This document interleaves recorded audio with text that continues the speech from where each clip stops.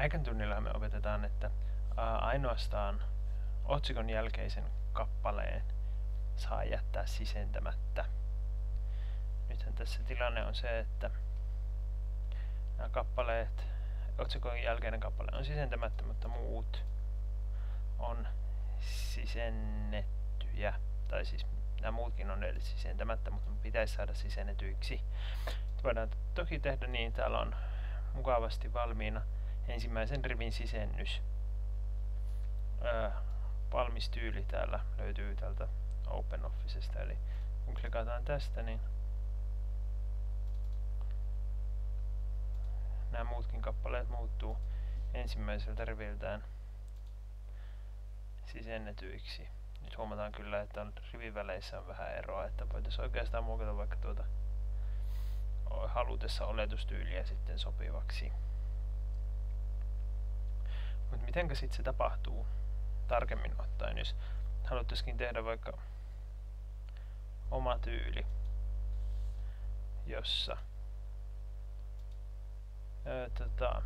tää toinen ja toista kappaleesta alkaen on sisennys. Painetaan täällä tyylialueella oikealla näppäimellä ja valitaan uusi. Siitä päästään liikkeelle. Nyt tää tyyli nimetään. Annetaan tälle vaikka sisennetty kappale nimeksi. Ja se ei ole onneksi saman nimistä tyyliä olemassa. Ja seuraava tyyli. Tästä voi valita sen, että mikä tulee sisennetyn kappaleen jälkeiseen kappaleen tyyliksi. Tietenkin me pidetään sitä sisennettynä kappaleena.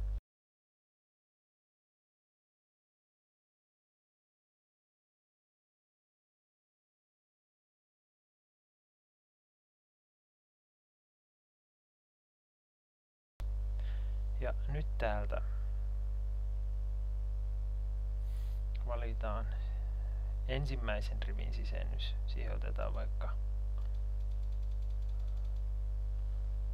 saman tien reilusti, otetaan vaikka 2 senttiä. No ei, se on ehkä vähän liikaa. Otetaan 1,5 senttiä.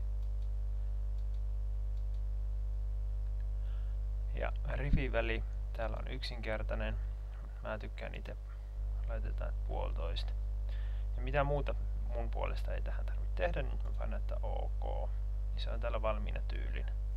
Nyt vaan sitten maalataan ne kappaleet, johon se halutaan laittaa, ja valitaan tuolta kaikki tyylit. Ja S niin kuin sisennetty kappale, sieltä se löytyy. Noin.